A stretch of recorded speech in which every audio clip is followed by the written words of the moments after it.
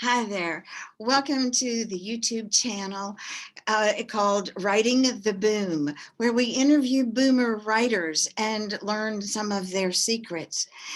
Today, we are especially privileged to have one of my new favorite people, Wendy McVicker from Athens, Ohio. Wendy is the Poet Laureate of Athens and has a new forthcoming book, which she will tell us about. But the first thing we want to do is ask her to read for us, and then we'll have some greater and lengthier discussion. So Wendy, if you're ready to read, we'd love to hear from you. And then I'll give a little more background of who you are, but I think we're eager to hear you read. Well, that is very dear, and I'm thrilled to be with you. I am finding new favorite people myself through this project, and you and Kimberly Crow are two of them. So it was very kind of you to ask me to read a couple of things, and what I'd like to do is read a couple of things from the forthcoming collection, a chapbook called Zero a Door. It's going to be coming out from Orchard Street Press in Northern Ohio. And then I thought I might read a couple of new things that I'm sort of trying out. So I have to use these days, I've noticed. So this is the poem that opens Zero a Door. And it actually appeared a year or so ago in Pine Mountain Sand and Gravel, another regional publication that we love. It's called Runaway. She has fled to this field, seeking cover in the tall grass that waves past her shoulders, fills the air with dust. She is not afraid of snakes or stinging insects, not afraid of nettles or poison ivy. She has other fears, other torments, and they are back at the house with its windows that watch her still. She keeps her body quiet, her face blank. She doesn't let her eyes flare or even look up at the sky. She can hear the river slipping past on the other side of the hill, a promise she cannot keep. There is a wood, a stand of silent trees, and among them, one she will enter, pull around her, become.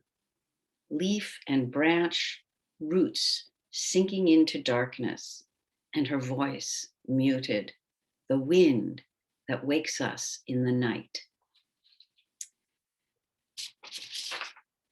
Runaway. And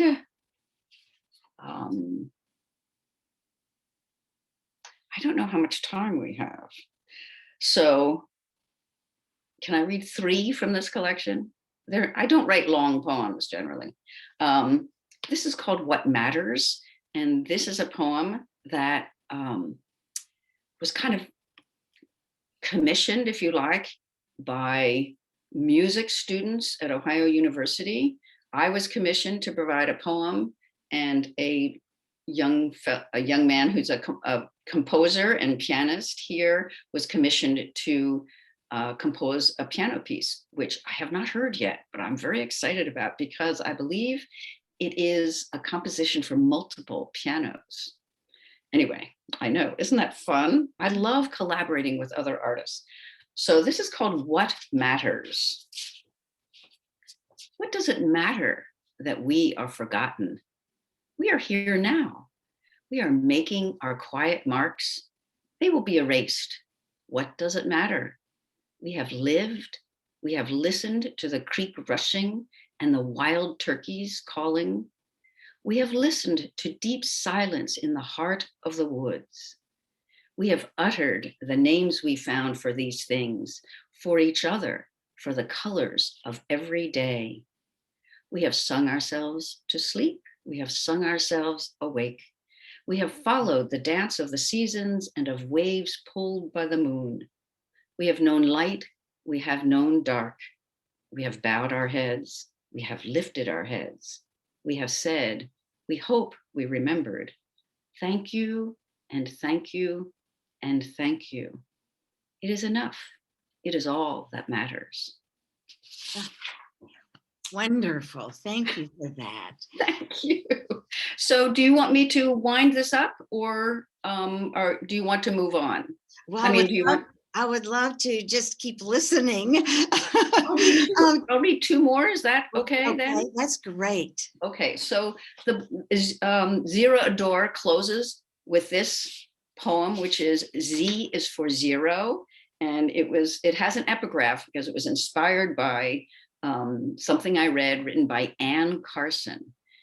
Z is for zero, derived from the Sanskrit word meaning empty, clear, nothing more to fear. That's Carson. Zero, a door we walk through into clarity, a round door, a cave opening, darkness. Why do we picture nothingness as dark? It's just as likely to be full of light. Darkness is our metaphor for death, but there are stories and stories of people meeting light at the end. Zero, a lantern, a painter's lamp, lighting the way or blinding us with its glare. Zero, a hoop children rolled with a stick a century or more ago. A stick, and zero, the number 10. Computer code, Jack Spratt and his wife. Every morning I walk through zero and into the world. Thank you for that. So I'll read you one splinter. So these are things I've been working on, started a couple of years ago. I call them splinters because they're very, very short, and they all start with when I was alone, and they somehow plumb very early childhood. So let's see. I had a couple of these, but I'll find one. Here's one. When I was alone, the grown-ups were lost in a far-off world. The piano brought them closer. Ladders of sound, I climbed to reach them. Well, there you go. Thank you so much. We really enjoyed that. And I should tell you that Wendy was born in Philadelphia and since 1985 has been in Athens, Ohio, where she has been a rogue and teaching poet. She says, I like the rogue and the teaching poet part of it. Her poems reflect, as you have heard, growing up female in a suburban world of the 50s, which many of our writers share, and probably our listeners too, as we all try to figure out who we are in a world that sought very much to lump us all together in one behavioral stereotype womanhood. And I think you have expressed very well in what we just heard, some of that universal struggle of the 50s, probably. Mm-hmm. Mm-hmm. Now that we have you, I wanted to ask about your process as a writer. When did you first know that's what you needed to be? Well, it started very early. So I like to think I took a very, like many of us of this generation, perhaps, a very circuitous route to get to where I am today.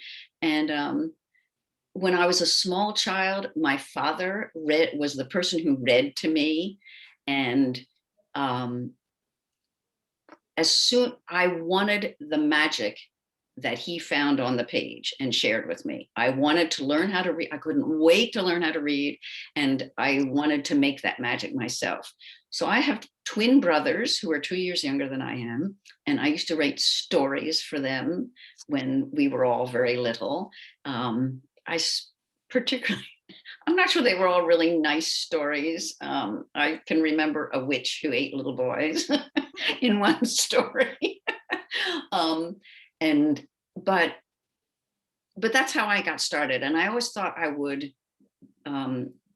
to write stories. And then life went on and life went on. And when I was so I wrote some poems in elementary school. They usually celebrated things that I loved, like horses. Um, Not long ago, I had a childhood friend send me a poem that she had found that had been written apparently in second or third grade about horses, all decorated with horse pictures around it, naturally. Um, in high school, I wrote little things that I called thingies, and which many, like decades later, I realized were really prose poems. Mm, But I had never heard of prose poems when I was in high school. And I still thought that if I ever wrote anything, it would be stories, stories and novels. And then life went on and life went on. And um, all of that went underground. I studied philosophy in college and with kind of a minor in English, and I wrote lots of papers. I kept up an energetic correspondence with another childhood friend. We don't now as much write to each other. Now we can talk on the phone because it's free all the time. But and once we had children, writing long letters was a lot harder. But then once I'd had my two children, I felt this urge to write again. And I had lived overseas, I had lived in the French speaking world, and had come back to the United States. And I just fell in love with the English language, because even though I was back then fluent in French and could do anything I needed to do and have all kinds of interesting conversations in French, it was not, I never had the cellular depth of intimacy with that language that I have with English, And so I didn't have very much time to myself. I had two young children. I had a husband in grad school. The only time I had was nap time or 1 hour of Quaker meeting a week. But these were good times for things to bubble. And I felt I had to write, and I thought, I can't write stories. I can't, because in the brief time that I have, there's no way I could get a story, and I don't want to be frustrated and angry and distracted with my children while I'm trying to work out a story while playing with them, So I kind of joke that that's how I got to writing poems, because I could sketch out a poem in nap time, and then I could go back to it and do whatever I needed to do to it. But later I realized the fact was I don't have that narrative imagination, really. My imagination jumps. And my mother used to tell me that she found it really frustrating to talk with me because she just couldn't follow me because I would jump. and um, and I think that is helpful for me as a poet, but it's less helpful perhaps for someone who wants to write, well, sustained fiction. right. Did you suffer from writer's block when you had those small segments of time that prohibited you from writing as you wished, or did you have tools that would get you beyond writer's block? What a good question. So I remember feeling this urgency because I knew I had maybe an hour. If I was lucky, I would have 2 hours, and I would sit and breathe first and try to just calm my mind from all the stuff that we all know goes on when you are spending your days with children, and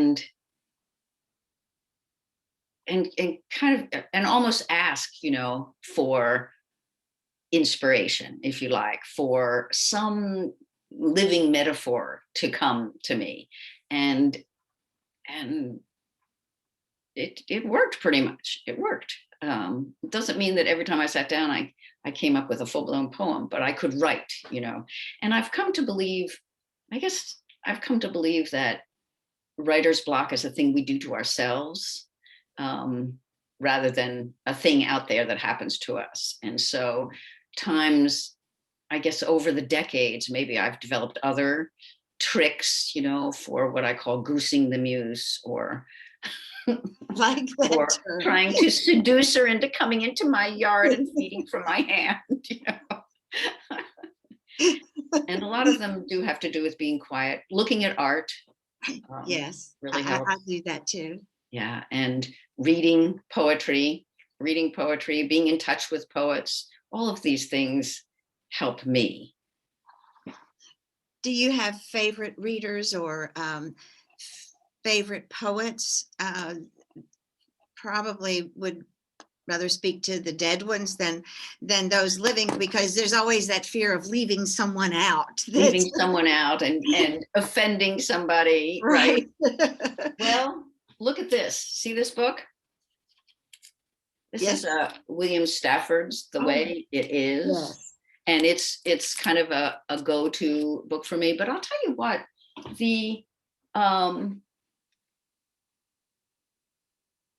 yes, so I guess I better not mention living poets, you're right. But there are many of them whose books, either they're new books that come across, come into my life, or books that I have on the shelves here that I'll, I haven't looked at that person in a while.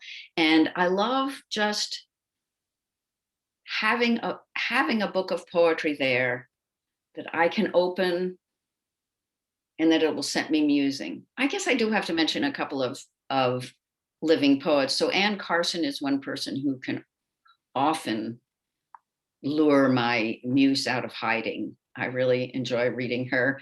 And when you sent me your list of questions, there was one that seemed to me that was about, forbidden subjects or permission to write certain things.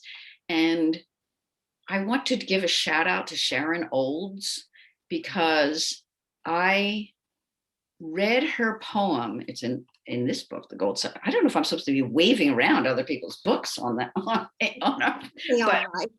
it's so important. So in her book, The Gold Cell, is a poem called I Go Back to May 1937. Oh, I like that opening. It ends, she's talking to her parents, she's looking at a photograph of her parents as young people. She's talking to them. And at the end, she says, "Do what you are going to do, and I will tell about it."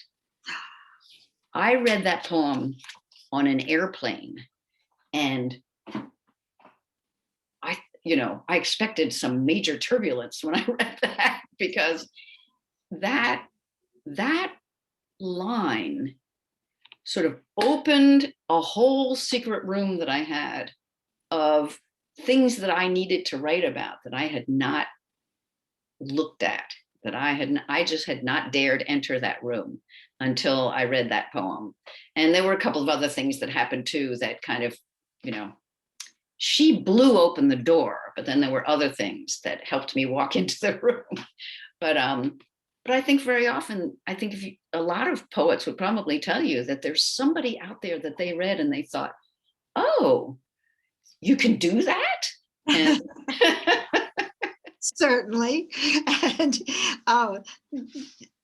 And that gives me a good excuse to hold up the Boom Project book, which you were kind enough to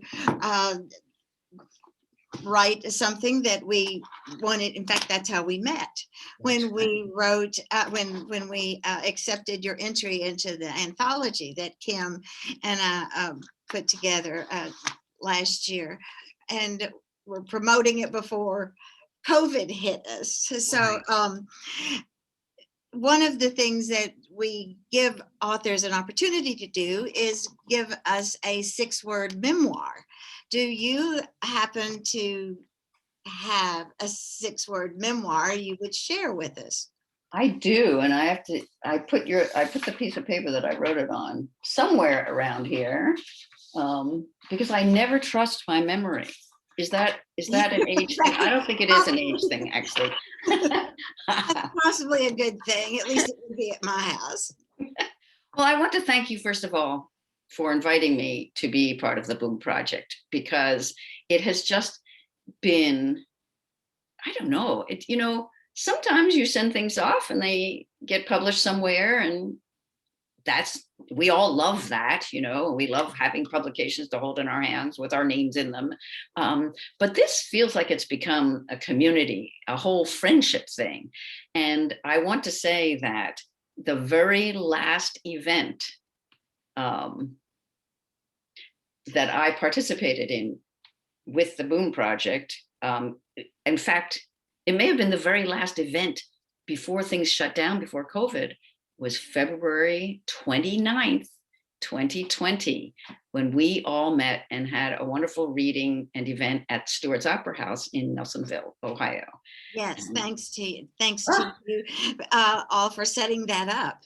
Well, it was, you know, I always, and I'll never forget that date, because how many February 29th do we have? So I do have a 6-word memoir. It is ice-born, thawed, grew wings, flew. Lovely. 6-word memoir. Before we close, do you have a writing philosophy or rituals that you would care to share with the listeners? Well, I think it's important to pick your time. Rita Dove said, don't give your best time away. So I try to, you know, I've noticed that I'm brighter and also more agile mentally, perhaps early, it doesn't, not necessarily early, but first thing in the morning. So I try to use that time for, you know, for writing, reading and writing. And let's see, you wanted to hear writing philosophy in 5 words or less. Okay. And these are the 5 words. We can expand if you like. Read, write, look, breathe. Oh, wonderful. Is there anything you would wish to say or talk about, or say even to our listeners, that we haven't asked you or that you haven't had a chance to express? Well, you mentioned the poet laureate thing, the Yes. Athens poet laureate thing. And I have to say, it's been a very curious thing to be poet laureate of my town during COVID.